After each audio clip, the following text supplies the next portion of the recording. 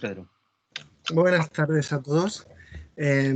Muchas gracias, Luis, por tu presentación y quiero agradecer para empezar al Instituto de Ciencias de la Antigüedad y al Departamento de Filología Clásica de la Universidad Autónoma de Madrid por la amabilísima invitación a participar en esta reunión, en este seminario.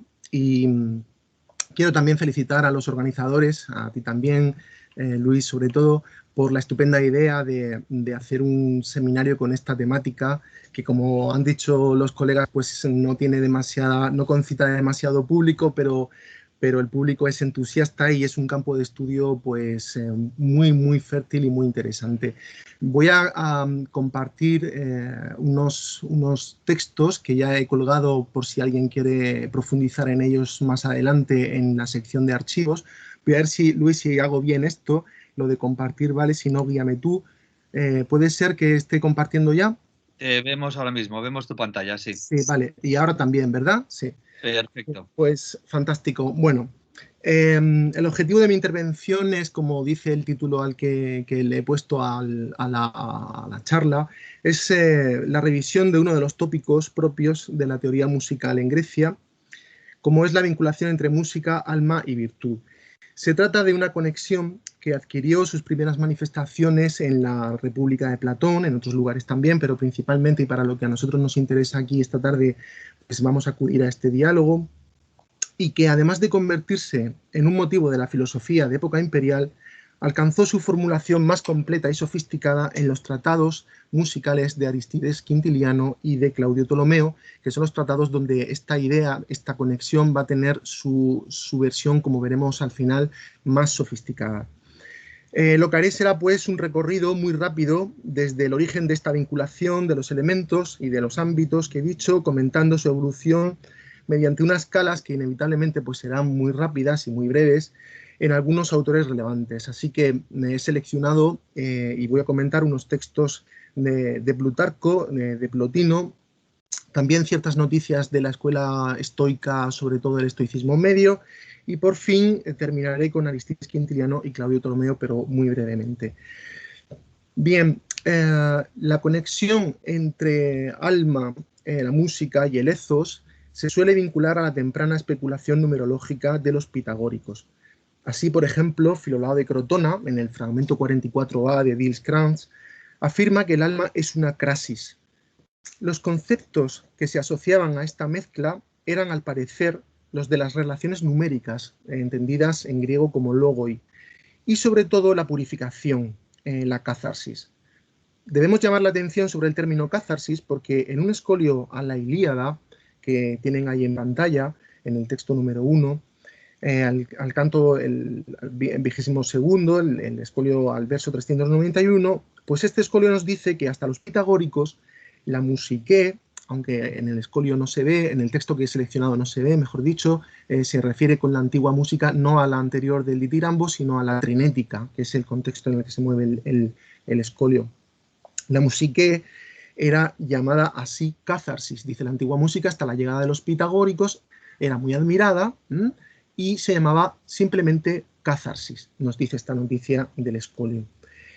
Y también una noticia de Aristóxeno de Tarento conecta, como vemos en el texto segundo, que es el fragmento 26 de Berli, que está reunido en la famosa serie de Berli de la escuela de Aristóteles, pues conecta la música con la purificación del alma. Dice Aristóxeno, que por cierto, como han dicho anteriormente mi colega Fuensanta, pues era de Tarento y conocía muy bien esta escuela, probablemente también militó en ella antes de ir y de estar en el liceo. Dice Aristóxeno, los pitagóricos, como afirmó Aristóxeno, bueno, esto es una noticia es una noticia indirecta sobre el texto de Aristóxeno, se purificaban, cazarse ejronto, lo he traducido así, el cuerpo mediante la medicina y el alma mediante la música. Es necesario señalar que este vocabulario al que nos estamos refiriendo, los logoi, la crasis, la armonía, no era ni mucho menos privativo de los pitagóricos, puesto que la idea de los contrarios es consustancial a la idea de ensamblaje, esa idea que está siempre bajo el verbo harmozo o harmozen. Por ejemplo, El mismo concepto de armonía aparece en Empédocles, en Agmeón de Crotona como ya no como armonía, sino como isonomía. En Zenón, estoico, el estoico, tenemos, en vez de crasis, tenemos crama. Pero la novedad de los pitagóricos en este sentido sería la traducción de este ensamblaje a un lenguaje aritmético, a números. Así, Filolao afirma que una armonía, lo que en su caso equivale a una octava, como para Platón, siempre se compone de 5 intervalos de 9 a 8 y de una diesis, o bien uno de 4-3 más uno de 3-2, es decir, musicalmente hablando, una cuarta más una quinta. Ahora bien, el único pasaje en el que Filolao alude a una armonía del alma, que es el fragmento 11 de este autor, de este pitagórico, se considera espurio. Y no es casual, pues un estudioso de la teoría musical griega muy informado como Gottschalk, en un artículo seminal que tiene en la revista Phronesis, ya antiguo, de 1971, afirma, y con razón, que esta asociación entre pitagorismo y la armonía del alma solo nos aparece a partir de las fuentes neoplatónicas. Es muy difícil verlo con claridad en los fragmentos reunidos tenidos como auténticos. El locus classicus para la discusión de la idea de alma como armonización, sin embargo, es el Fedón de Platón, donde Simias opone esta concepción contra la pretensión socrática de la inmortalidad del alma. Y es ahí, en esa discusión, donde se lanzan algunas objeciones que van a ser insistentes en las fuentes posteriores. Me refiero al pasaje de Fedón, del 86b7 en adelante. ¿Cómo podría, por ejemplo, preexistir el alma al cuerpo? Esta es la objeción, si necesita, como de cuerdas en una lira, los elementos de éste para armonizarlos. No es el caso, preguntamos, que el alma no es regida por el cuerpo, sino que éste la sigue. Este seguir una cosa a la otra, el alma al cuerpo o el cuerpo al alma, se ve en el verbo clave hepestai. Es notable por lo demás que en el Fedón esta doctrina no se vincula en ningún momento a los pitagóricos. Tampoco la vincula Aristóteles en su crítica a la misma doctrina en el De Anima. Según Aristóteles, la doctrina del alma como armonía era bastante conocida y discutida, al parecer, en los círculos filosóficos. He traído el texto de Aristóteles del De Anima 407b. Bueno, lo voy a leer, voy a leerlos un poco rápidamente. Dice Aristóteles: en torno al alma se nos ha transmitido aún otra opinión digna de crédito para muchos. Aquí dice muchos simplemente, polloi, en la política, vuelve a ocuparse de este asunto y dice polloi tonsofon, muchos sabios. Bien, dice y continúa, y no inferior a cualquiera de las expuestas, opinión que por lo demás ha dado sus razones, como quien rinde cuentas, en discusiones habidas en común. Los hay en efecto que dicen que el alma es una armonía, puesto que añaden, la armonía es mezcla y combinación de contrarios, y el cuerpo resulta de la combinación de contrarios. Estas discusiones habidas en común, que dice Aristóteles, probablemente estén referidas a las discusiones en el seno de la escuela platónica, y probablemente, como dicen algunos comentaristas, Aristóteles tiene aquí en mente pues la doctrina mantenida por Simias en contra de la inmortalidad del alma, claro. Como se ve, Aristóteles no alude a los pitagóricos, y parece que este filósofo está pensando más bien en la filosofía presocrática, pues acto seguido menciona a Empédocles, al que cita verbatim. Este es el texto 4, un poquito más adelante en el mismo tratado. Dice, en cuanto a Empédocles, cabría pedirle una contestación a las siguientes preguntas, puesto que afirma que cada una de las partes existe conforme a una proporción, y este es el término clave que destaco aquí en griego, logotimi. ¿Es el alma, se pregunta Aristóteles, la proporción o más bien algo que siendo distinta de ella se origina en los miembros? Esta es la discusión del Fedón, una vez más, es decir, la armonía viene de la determinada mezcla de los humores y de los componentes del cuerpo, o es esta mezcla previa y la que da lugar a la armonía. Esta es la aporía. Empédocles, como vemos, habría dicho que el alma tiene una cierta razón o proporción, un logos, y Aristóteles, por su parte, expresa ya una reticencia que hereda del Fedón, escrito probablemente que, como he dicho, aquí tiene en mente. A pesar de todo ello, los pitagóricos fueron vinculados, aunque tardíamente, a la doctrina, algo que probablemente tenía que ver con otro de los fenómenos conocidos por los griegos, el de la influencia de la música sobre el carácter o el ánimo, al que ya se han referido anteriormente. Algo teorizado también por Damón, que es el maestro de Platón, pero no olvidemos que si bien Aristóteles desecha la doctrina, discípulos suyos como Aristóxeno y Dicearco la aceptaron, como se ve en el fragmento 5, otro el pasaje del texto 5, de uno de los fragmentos de Aristóxeno, el 120 de la colección de Berlín. Dice Aristóxeno, que era a la vez músico y filósofo, esto está en las Tusculanas de Cicerón, afirmó que el alma sería una especie de tensión, esta es la traducción en latín, intentionem quandam, del cuerpo mismo, semejante a la que en el canto y los instrumentos de cuerda se denomina armonía, de manera que, según la naturaleza y conformación del cuerpo en su totalidad, se producirían vibraciones diversas semejantes a los sonidos en el canto. Desde mi punto de vista está por ver y por investigarse bueno, pues este carácter híbrido que tiene Aristóxeno entre su filiación al Liceo y el mantenimiento de ciertas doctrinas que probablemente había heredado de su etapa anterior en la Magna Grecia. En cuanto a los pitagóricos, probablemente la carencia de fuentes evidentes tempranas tiene que ver con la, a mi juicio, incompatibilidad que observamos entre esta doctrina del alma como armonía y la de la metempsicosis.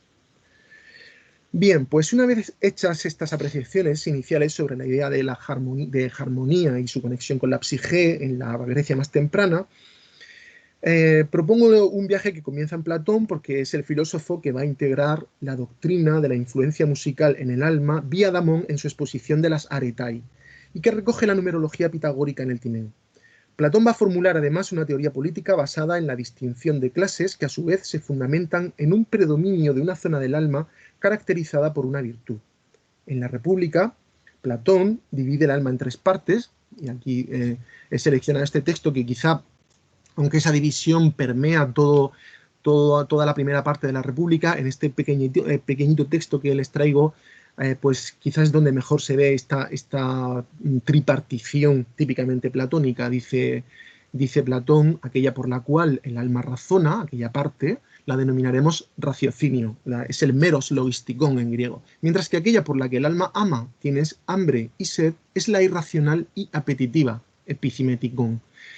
Del mismo modo, habría en el alma una tercera especie, la fogosa, cimoides. Bien, verán ustedes a lo largo de los textos, como he intentado respetar las traducciones, fogosa traduce cimoides, pero otros traductores han traducido tradicionalmente como la parte irascible o la parte impulsiva. Esta traducción de irascible pues depende sin duda de la traducción que hizo el propio Cicerón de cimos como ira. Bien, pues acto seguido, a partir de aquí, después de esta tripartición, Platón señala que la justicia es lo que armoniza las tres virtudes propias de cada parte, incluso dando algún detalle técnico. A continuación dice sobre la justicia, que es la dikaiosine, Platón: tal hombre ha de disponer bien lo que es suyo propio, en sentido estricto, y se autogobernará, armonizando, y aquí está la palabra clave, sin armósanta. Sus tres especies, se refiere a los tres tipos a las tres divisiones del alma, simplemente con los tres términos de la escala musical: el más bajo, neate; el más alto, hipate; y el medio, mese. Luego volveremos sobre estas tres denominaciones, porque aquí hay una pequeña, bueno, una pérdida de concreción probablemente buscada por parte de Platón, que va a originar la exégesis posterior que vamos a ver en Plutarco. Esta es la idea central. Las asociaciones de la prudencia, que es la frónesis, con la parte racional de esta tripartición del alma platónica. La valentía, que es la andreia, con la parte impulsiva, y la moderación, que es la sofrosine, con la concupiscible. Todas armonizadas con la justicia. Veamos ahora el desarrollo que tuvo esta idea de la correspondencia entre las tres virtudes, las respectivas partes del alma, y la armonía, entendida desde Platón, como se ha visto, en un sentido ya técnico-musical. Para ser exactos, señalemos que, aunque la formulación que servirá a los autores que veremos es esta, precisamente la platónica, a esta idea se sumaron los pitagóricos en las fuentes doxográficas. Según afirma Estobeo, Arquitas compartía la división del alma de Platón. Como es sabido, Aristóteles reinterpretó la división tripartita del alma en otra bipartita, la parte racional e irracional. Sobre todo esto en la Ética Eudemia, también en los Magna Moralia, atribuidos a él. Es una división esta que influyó notablemente en el platonismo medio, en autores como Alcino, Clemente de Alejandría, Ariodídimo, Salustio con el de Mundo, etc. Y además fue muy matizada más adelante por autores de época imperial, no exactamente relacionados con nuestro tema. En cuanto a la idea del alma como armonía, no parece que en los primeros siglos de nuestra era fuera muy difundida, porque la refuta de paso Cicerón en las Disputationes Tusculanas y es muy vagamente recordada por Lucrecio, hasta que los comentaristas de los siglos III y IV después de Cristo y los neoplatónicos la vuelven a recoger contraponiéndola a las ideas de usía, de sustancia. Bien, en este viaje nuestra primera parada es Plutarco. Este autor comenta en la novena de sus cuestiones platónicas precisamente el pasaje de la República donde la justicia, pues como gran armonizadora, recoge las tres virtudes, pero desarrolla los aspectos técnicos allí donde solo había referencias poco precisas. Es decir, la ubicación exacta de las notas, de las tres notas que menciona Platón, que hemos visto, la Neate, la Hipate y la Mese, aquí en este texto. Diré bueno, pues para mejor intelección del texto que estas tres denominaciones, como saben, pues simplemente significan la Mese es la nota media de cualquier escala, la Hipate es la nota inferior, pero Hipate al mismo tiempo significa lo superior en griego, y Neate sería justamente lo opuesto. En fin, luego hablaré de esto. Dice Plutarco en las cuestiones platónicas, la novena de las cuestiones platónicas, modificado un poquito la traducción que aparece de Ángeles Durán en Gredos, dice, de hecho, esa organización conserva la analogía de las consonancias. En la traducción original decía armonías, pero creo que sinfonión aquí es un término técnico para la palabra, para el concepto de consonancia. De la impulsiva con lo racional, como la Hipate en la cuarta diatesaron, y con relación a lo concupiscible, como la Nete en la quinta.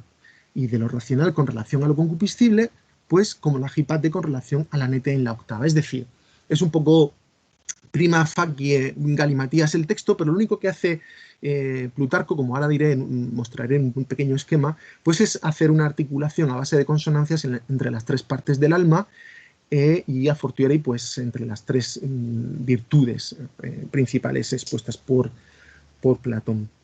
La característica de esta lectura plutarquea parte del hecho de que los nombres, como he dicho, de los sonidos en el texto de Platón son de carácter genérico e indeterminado, meros sonidos de la escala sin más detalle en cuanto a su ubicación.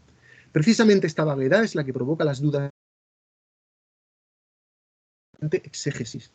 Plutarco sitúa los sonidos mencionados por Platón ahora dentro del sistema musical, el sistema teleion, la escala que a estas alturas de la historia de la música griega pues ya estaba perfectamente conformada, de la escala llamada sistema perfecto, con los intervalos de Filolao y los cálculos de la Academia Media, sobre todo de Eudoro, que fue uno de los grandes comentaristas. Por desgracia no lo tenemos muy bien representado, pero es un autor que habría que estudiar porque sigue en la estela de los antiguos pitagóricos y ahondando en los cálculos de las medias aritméticas que había establecido Platón en el Timeo. Esto va a posibilitar los posteriores esquemas más puramente musicológicos.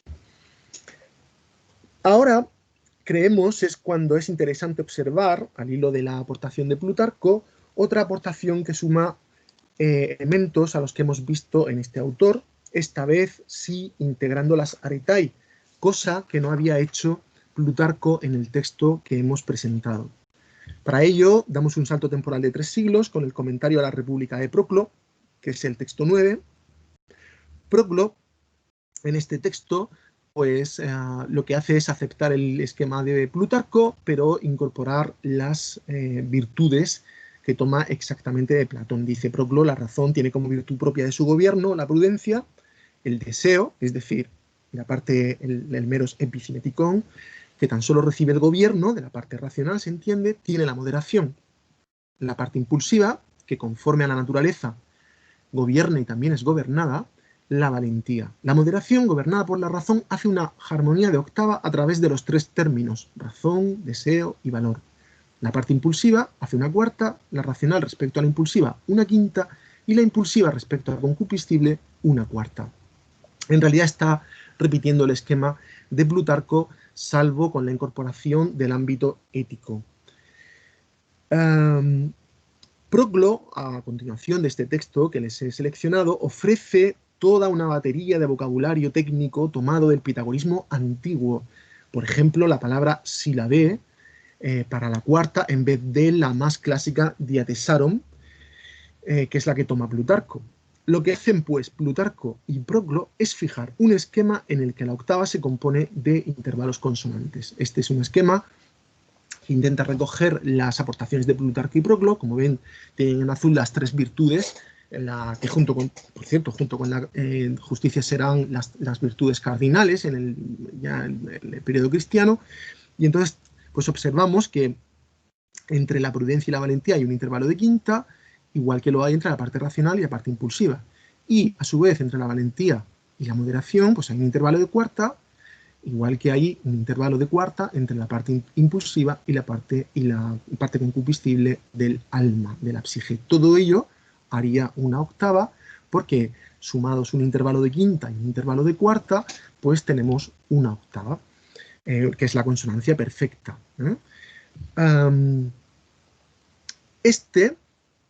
Como digo, es el modelo que va a estar presente en el platonismo medio, pero también lo va a estar en la base de los desarrollos peripatéticos y estoicos. ¿Y qué hay de los pitagóricos de este tiempo, de la época altoimperial? Como es sabido, tenemos una colección de textos reunidos por Ceslev, de textos que conocemos bajo el título de los pseudo-pitagórica, que son atribuidos muchos de ellos al propio Pitágoras, también a Filolao o Arquitas, pero son textos que no están en las colecciones, digamos, consideradas de textos considerados auténticos como en Bildskranz. Ya en el siglo III a.C., un pitagórico poco conocido como Metopo de Metaponto, uno de estos pitagóricos de la fase media de la escuela, había dividido en dos partes el alma, racional e irracional, siguiendo a Aristóteles, y asignado cada una de las cuatro virtudes principales a sus respectivas subdivisiones, mientras que el carácter del hombre dependería del exceso o defecto de cada una de estas partes. Para todo lo que tenga que ver con la ética, un estudioso de estos autores como Moreau sitúa a estos escritos pseudo-pitagórica en el ámbito del perípato. Pero más importante aún, en el siglo I después de Cristo, la doctrina pitagórica de los números se afianza con Moderato de Gades, transmitido por Estobeo, en la cita que hace Estobeo del De Anima de Jámblico. Este lo tenemos aquí en el texto 10. Dice Estobeo, las palabras son de Estobeo. Ahora bien, respecto al número, algunos pitagóricos lo armonizan sin armotsusin. Este es el mismo verbo que habíamos visto anteriormente en Platón con el alma. Genócrates la considera al alma como movimiento propio, mientras que Moderato, y aquí viene la primera noticia que tenemos de este pitagórico del siglo I, el pitagórico afirma que está contenida en razones interválicas, en logois. Yo traduzco aquí en logois como razones interválicas porque, a mi juicio, se trata de un término técnico ya en este contexto y tratándose de un autor como este. Siguiendo pues a Moderato, el alma está conformada por logoi. Esto es nuevo respecto a lo que hemos visto anteriormente, lo que constituye un paso más allá de la mera disposición platónica en un rango de octava, por ejemplo, de mi a mi. Esto quiere decir que los números del alma adquieren ahora relaciones entre sí, relaciones armónicas, unas más perfectas que otras, o sea, más consonantes, y además que los números del alma son exactamente los mismos que los de la música, como afirma explícitamente Aristides Quintiliano. Y es importante este aspecto porque el propio Plutarco dice, y cito textualmente a Plutarco en el De Anima Procreatione Intimeo, dice Plutarco: nunca dijo Platón que el alma fuera número, sino movimiento que por siempre se mueve a sí mismo, que es a lo que se refiere precisamente aquí Genócrates. Esto es del De Anima Procreatione Intimeo, el 1013c. Estamos, pues, en unos siglos que, filosóficamente hablando, se han calificado desde el gran historiador de la filosofía de época imperial en Grecia, Scheler, como unos siglos de filosofía ecléctica, porque comparten no solo discusiones, sino también mucho léxico y utillaje filosófico.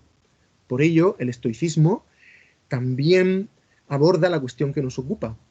Esta escuela ahonda en la relación entre el alma, cuya división en 7 u 8 partes, ahora los estoicos dividieron el alma en muchas más partes que el modelo platónico aristotélico, está relacionada ahora con las facultades de aprehensión del mundo. Es decir, en otras palabras, la división del alma de los estoicos tiene que ver con apreciaciones epistemológicas. Así, y también ahonda en la mixtura de virtudes que toman de Platón, como se ve, por ejemplo, en el De Vita Beata de Séneca, en el capítulo 8. Ya en el estoicismo antiguo se había adoptado la idea de la vida armónica, como se desprende de una noticia de Zenón transmitida por Estobeo, que es el texto 11. Dice Estobeo, hablando de Zenón, que Zenón representó el objetivo de la vida así: vivir en adecuación. No lo he puesto, pero vivir en adecuación en griego es toxen homologumenos, es decir, en homología. Pero continúa el texto, que es lo interesante: esto es vivir según una razón, kafgena logon. De nuevo tenemos este término aquí, y de manera consonante, sínfono, pues los que viven en conflicto viven desgraciadamente. Desde mi punto de vista, este kafgenalogon y este sínfonon nos obligan a interpretar vivir en adecuación, es decir, toxen homologumenos, desde un punto de vista cuasi musical. Según ha escrito un estudioso del estoicismo, un estudioso muy sólido del estoicismo, como es Anthony Long, en su libro Stoic Studies, la estoa tomó su especulación numeromusical directamente de los pitagóricos.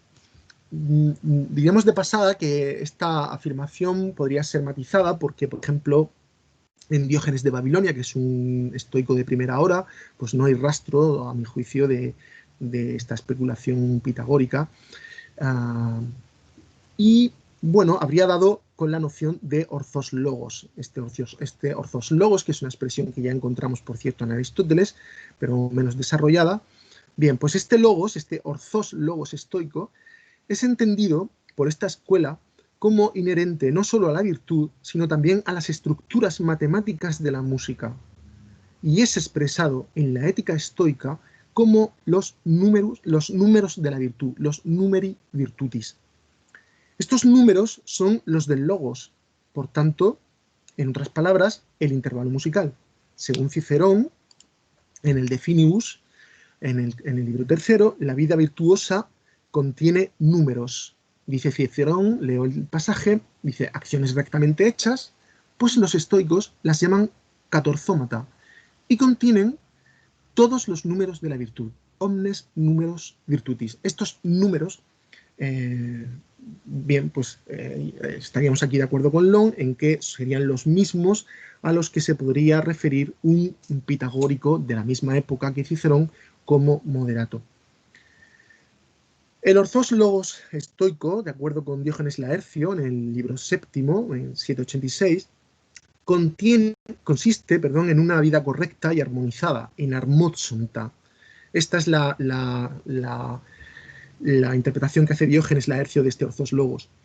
Y que estos números son los de la música queda explicitado por los propios estoicos, por ejemplo, por un estoico poco representado en nuestros textos, como Aristón de Quíos, que fue discípulo de Zenón, citado por Clemente de Alejandría. Dice Aristón: por lo cual, como afirmaba Aristón, estas son las palabras de Clemente, para todo el tetracordio, esto es otra de las innovaciones que vemos en la historia de esta conexión, ¿no? Para todo el tetracordio, pues el placer, la pena, el miedo o el deseo se requiere de mucha práctica y lucha. Es decir, no es que ya estemos hablando de números o de logoi, sino ya de estructuras mucho más complejas como los tetracorios, que, en fin, pues son las estructuras a base de 4 notas que conforman la sucesión tanto ascendente como descendente del sistema escalar griego, es decir, de la escala básica de la música griega.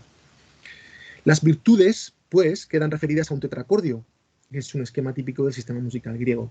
Aquí, en este texto de Aristón, no se dice a cuál de los tetracordios, porque el sistema musical griego, como veremos después en Aristides Quintiliano, tiene varios tetracordios. Pero este nuevo avance en la idea permitirá el esquema que vamos a ver después en los textos más puramente musicológicos.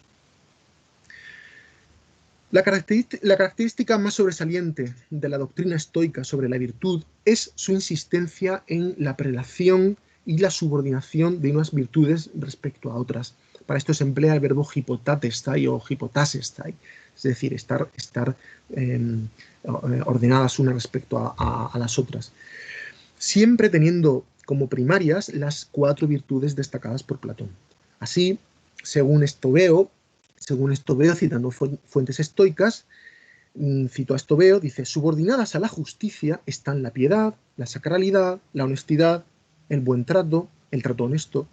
Por su parte, a la moderación lo están la buena conducta, el buen orden, la autosuficiencia, etc. Fuentes como esta, en general, vienen siempre acompañadas de definiciones de cada una de las virtudes y clasificaciones, que conforman ya en los primeros siglos de nuestra era una suerte de escolástica compartida prácticamente por todas las escuelas filosóficas y cuya fuente primaria estaba en Platón y también en Aristóteles de la Ética Eudemia. Es lo que tenemos, por citar algunos ejemplos, en los informes de Ario Dídimo, en las definiciones pseudoplatónicas, un material este que vuelve a aparecer en el texto de Pseudo-Andrónico de Rodas sobre los afectos, también en el de Mundo de Salustio, en Filón de Alejandría, en el de Opificio, en Clemente de Alejandría y como exponente central del platonismo medio, el Didascálico de Alcinos, que es un epítome de la filosofía platónica. El neoplatonismo retoma esta doctrina de mano de Plotino, quien la complica al separar un tratamiento humano de la misma de un tratamiento de la divinidad. 2 planos, pues. Dada la riqueza del esquema plotiniano, veremos su organización mejor en una tabla, como las que les presento en el esquema B. Esto es del primer tratado, el tratado segundo del primer libro de las Eneadas, donde vemos los 2 planos. Aquí Plotino deja bien claro que la divinidad no necesita de virtud, pero no por ello somos menos semejantes a esta divinidad, como dice en el propio tratado. La distribución doble de Plotino nos sirve para percatarnos de hasta qué punto esta escolástica utiliza las ideas y el léxico de escuelas rivales. Por ejemplo, al hablar de la práctica de las virtudes, Plotino no tiene problema en utilizar un concepto estoico, que es la catorzosis, que ya lo hemos visto en los textos anteriores, mientras que cuando Estobeo informa sobre los catorzómatas estoicos, menciona al hilo de la justicia el verbo dikaiopragein, un calco del plotiniano oikeiopragia que tienen aquí, referido al plano divino. Pero Plotino merece citarse también por otro aspecto. Es un exponente de la discusión que hubo entre los comentaristas de Platón y Aristóteles de época imperial acerca del problema señalado y que hemos mencionado por Sócrates en el Fedón. Merece la pena hacerse eco de ello, pero hay que decir que también esto es una discusión que está presente también en multitud de autores de esta época, como Porfirio, Galeno, Alejandro de Afrodisias, Numenio, Temistio y tantos otros. Es el texto 14, que es del libro tercero, del tratado 6 del libro tercero. Dice, por lo tanto, la parte afectiva será sí causa de afección, sea porque la afección proviene de ella bajo el impulso de la imaginación sensitiva, sea sin el impulso de la imaginación. Las causas del movimiento en el alma son análogas al músico, mientras que las partes golpeadas, para esto se sirve el verbo pletestai, que como saben es un verbo técnico para el golpe del plectro sobre las cuerdas, por la afección guardan analogía con las cuerdas, pues aún allá, en la lira, la afectada no es la melodía, sino la cuerda.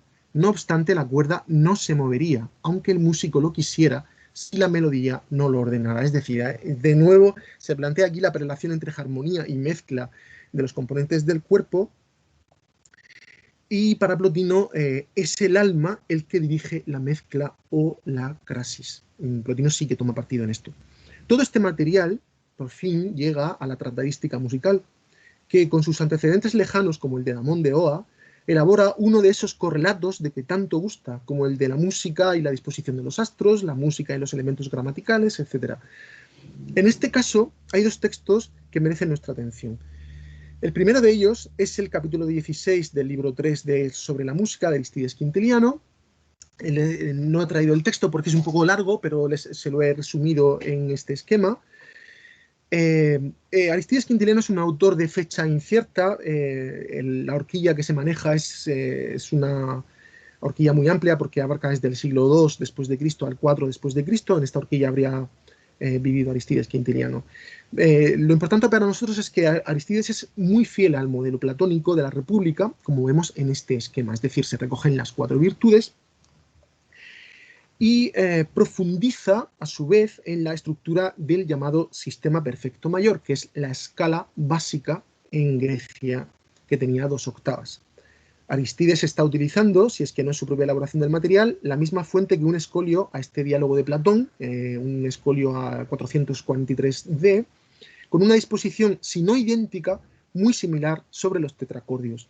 La correspondencia aquí debe integrar la justicia, que en Platón era la virtud armonizadora, en un tetracordio.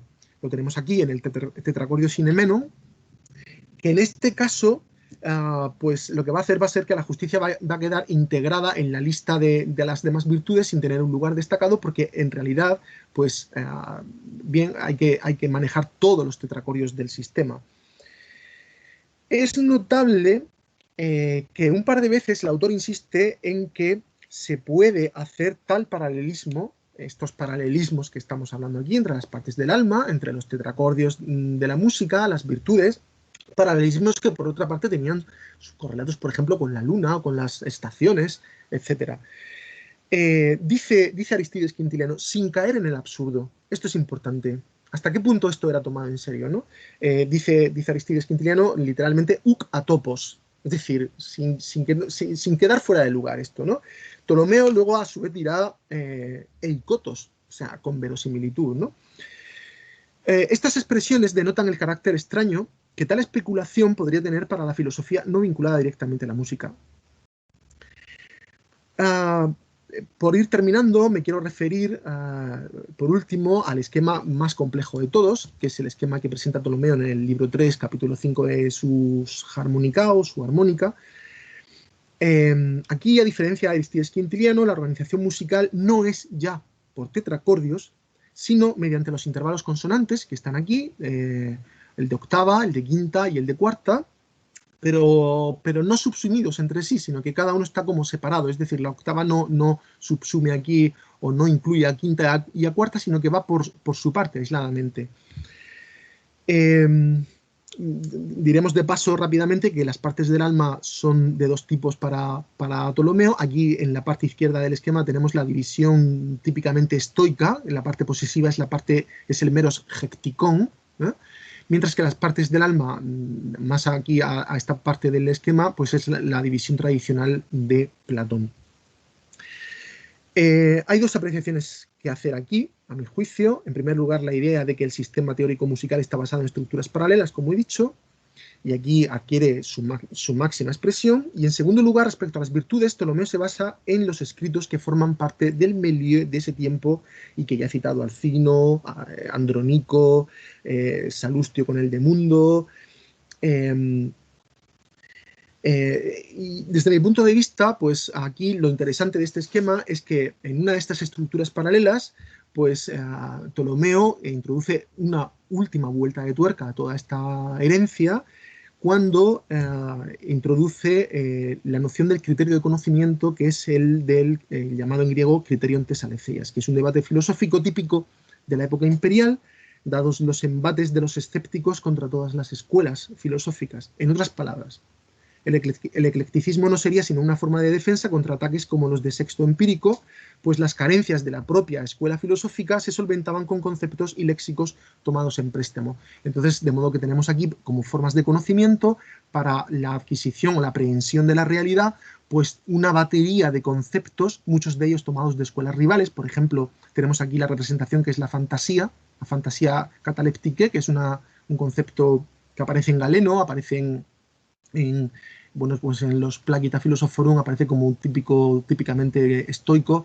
pero luego tenemos la Dianoia, la Sofía, la Episteme, que, bueno, pues a estas alturas de la historia de la filosofía griega están compartidas prácticamente por todas las escuelas. Luego tenemos la parte sensitiva, que son los sentidos. Falta uno de los sentidos, como ven, porque una quinta tiene, bueno, pues cuatro notas, evidentemente, ¿no?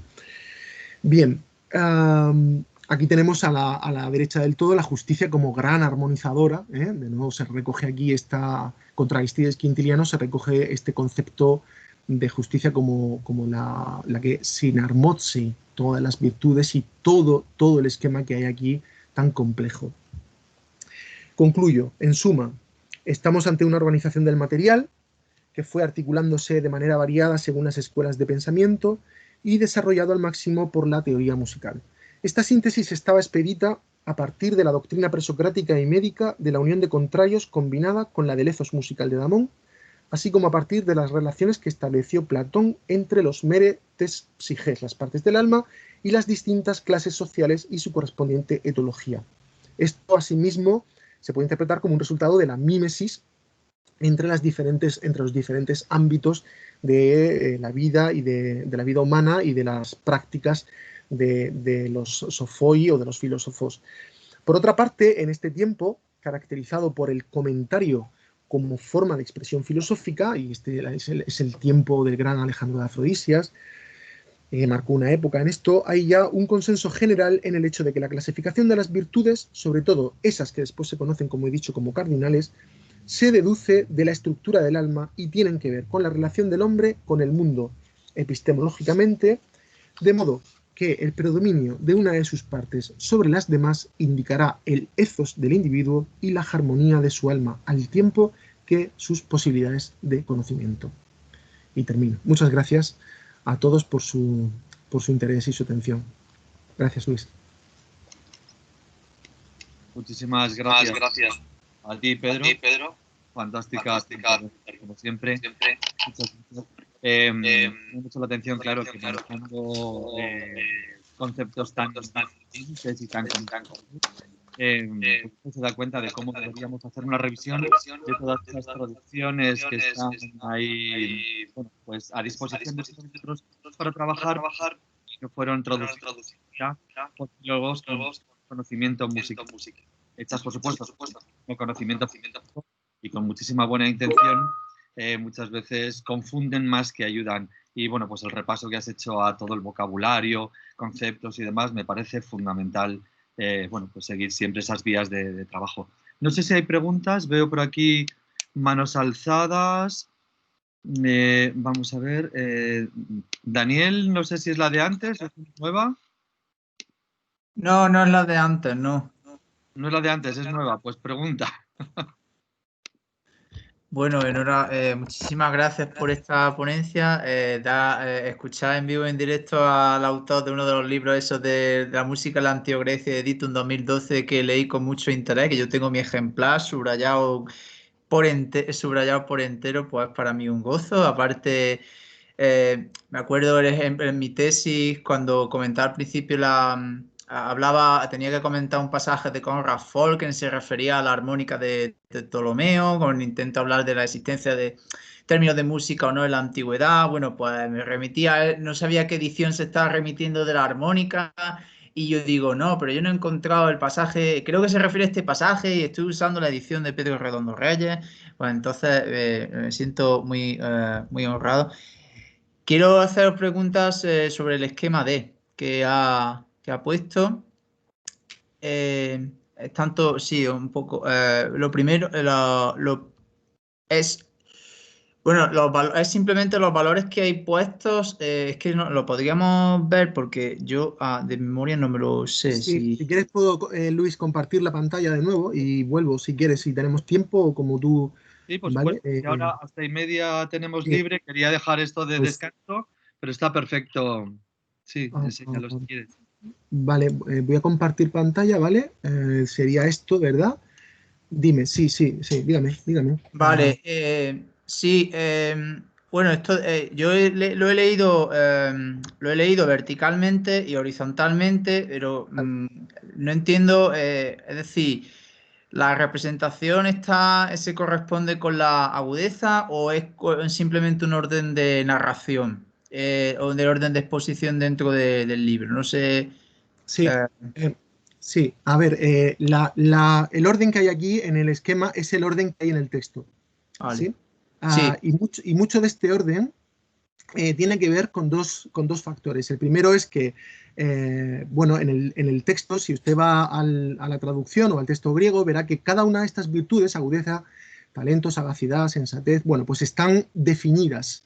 Es decir, hay como una especie de definición, que es una definición que, a mi modo de ver, pues es una especie de epítome de otras definiciones anteriores que parten ya de la Osmana Moralia, en la ética de Eudemia ya se empiezan a definir estas, incluso en la ética a Nicómaco también hay definiciones de estas virtudes, pero el orden es el que está en el texto. Vale. Entonces, en realidad, si se fija usted bien, pues no es un orden, digamos, razonable, porque bien, aquí tenemos el entendimiento, que es el nous, pues está por debajo de la fantasía.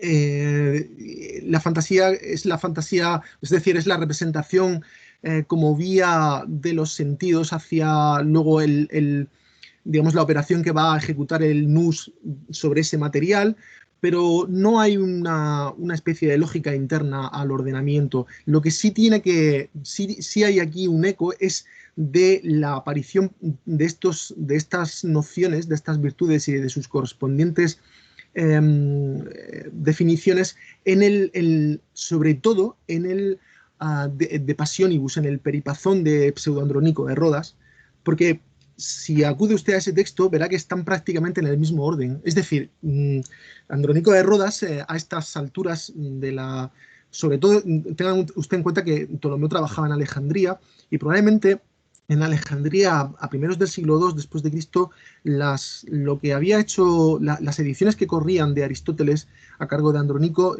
probablemente ya las tenía él, porque algo de esto se ve, por ejemplo, en cómo trata Alejandro de Afrodisias a la metafísica de Aristóteles. Es decir, Alejandro de Afrodisias está citando la metafísica de Aristóteles como si fuera un tratado ya perfectamente ensamblado y no una colección de tratados, que es básicamente lo que era. Entonces, el orden y las definiciones que hay aquí proceden en última instancia de Pseudo-Andrónico, es lo que yo mantengo, y también de las pseudo-definiciones de las definiciones del pseudo-Platón. Esto, vamos, está traducido en uno de los volúmenes del Agredos. Prácticamente repite esto. Luego, es verdad que esto, la vista, oído, olfato y gusto, esto está tomado de fuentes estoicas. Esto aparece, por ejemplo, en Ariodídimo y en muchos de los Plaquita Philosophorum. Toda esta parte es estoica, pero sí, esto está en el orden en el que aparece en el texto. No sé si le he respondido. Sí, muy clara, sí, bastante claro, sí, no, sí. Otra pregunta que me planteo es qué ocurre con los intervalos compuestos que se menciona a veces en los textos de octava más quinta, octava más cuarta, octava más octava. No sé si se comenta algo o si le hacen una correspondencia entre esta forma de conocimiento. No. Se quedan siempre en la octava. Se quedan siempre en la octava porque al final de todo, lo que debemos reconocer es que esta disposición tenía un anclaje bueno, pues por ejemplo en Filolao, en autores que le habían dado una fortísima carga simbólica a la octava. Es decir, la octava es la armonía por excelencia. Es simplemente una nota más a partir de la lira heptacorde. Es decir, no hace falta subir más allá, además de porque sería muy violento para el esquema. Es decir, el esquema hasta aquí, este es el máximo nivel de sofisticación al que se llega y no hace falta subir más allá, porque además esos otros intervalos que contempla la teoría musical griega, bueno, pues tenían más bien una motivación de tipo práctico, por ejemplo, hasta qué punto el canon armónico podía ser dividido hasta esos intervalos o qué pasaba con las operaciones matemáticas inherentes a ellos. Pero en el mundo de la pura filosofía y del puro pensamiento y de la discusión que hay en torno a si la armonía sigue al cuerpo o el cuerpo sigue a la armonía, bastaba con llegar hasta la octava, que tenía suficiente entidad simbólica para todo este tipo de disquisiciones. Así que no aparece. No. Vale, bueno, muchas gracias. Muchísimas gracias a ambos. Dejadme que detenga la grabación.